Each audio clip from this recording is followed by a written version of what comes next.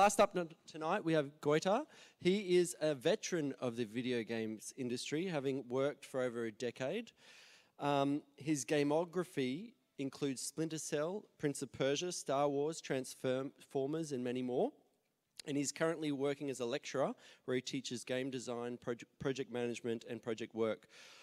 He's also currently working on his thesis at QT, master's thesis at QT. Please welcome Gaute to the stage.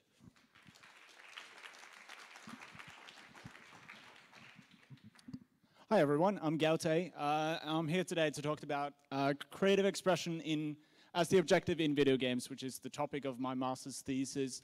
And just to break that down very quickly, I'm talking about games where the player can make art, and then the game judges that art and tells them how many points they get for that art, like how good their artwork is.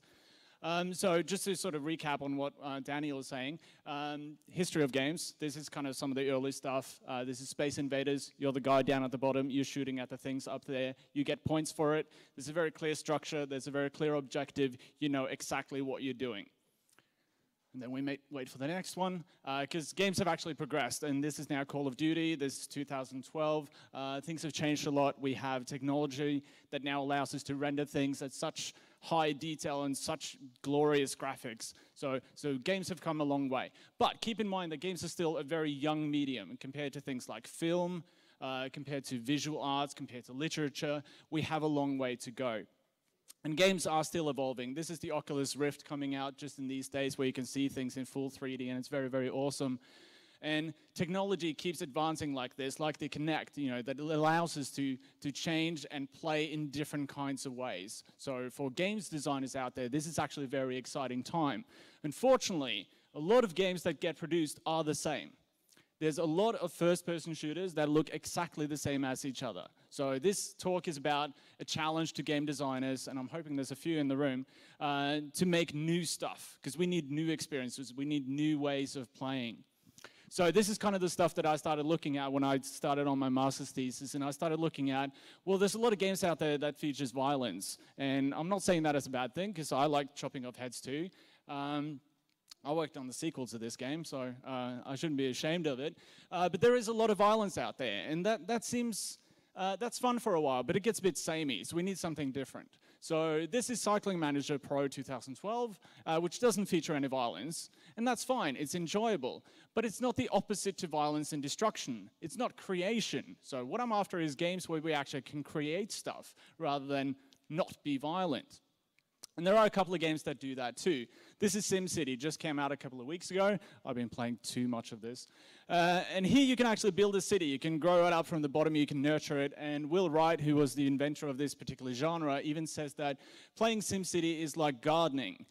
So it becomes about nurturing things and letting something grow and playing with it. And that's kind of the problem here, because when games become creative and you're allowed to create, you're not really playing a game anymore. It becomes a toy. And there's this problem, there's a spectrum. The more objectives you have, the less creativity you have. The more creativity, the less objectives. So there's no levels in SimCity, there's no fighting the big boss at the end. Same with Little Big Planet. Little Big Planet has a huge array of things you can do creatively. You can play around and create and share things with your friends. But that experience within Little Big Planet is separated from the part where it's about objectives, where it's about winning the race and getting to the end and scoring the points. So there's this disconnect between creative expression and objectives in games.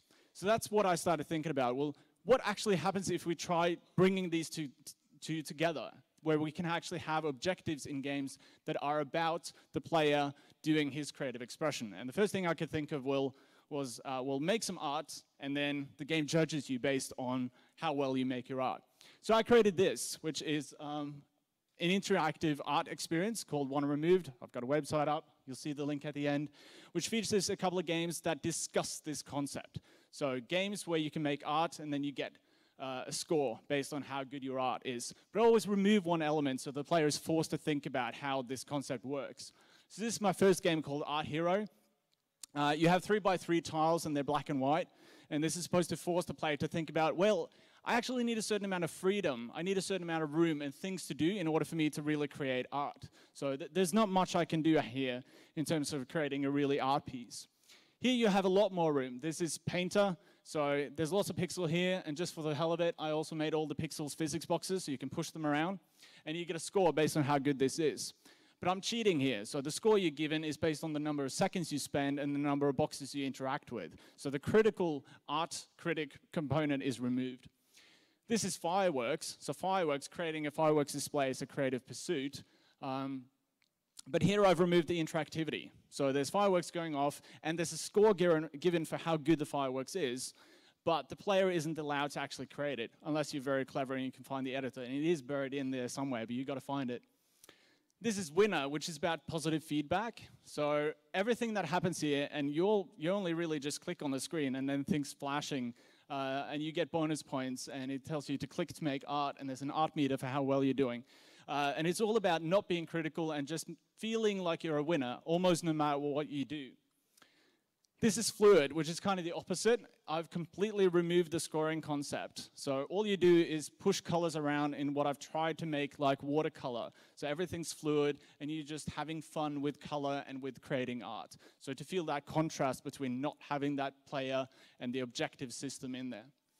This is Speed Painter, which is based on more traditional mini-games systems. So you have these little brushes down at the bottom here, or all around the canvas, and you click on those with the particular timing, and that brings up this artwork. And then, of course, the player is supposed to think, but I didn't contribute to that creative expression. So they have all these different experiences where they can see different aspects of this new concept of games. And here's the URL if you want to have a look, thegaute.com, or there's a longer link that gives you directly into that art gallery. So please have a look at that if you're interested in this topic, and if you're a game designer, see if you can get inspired by this idea. But not just particularly this idea. This is just one example of the broader concept of we need to make more different games, because I really believe that as designers, as players, we need new experiences in games. That's my talk. Thank you very much.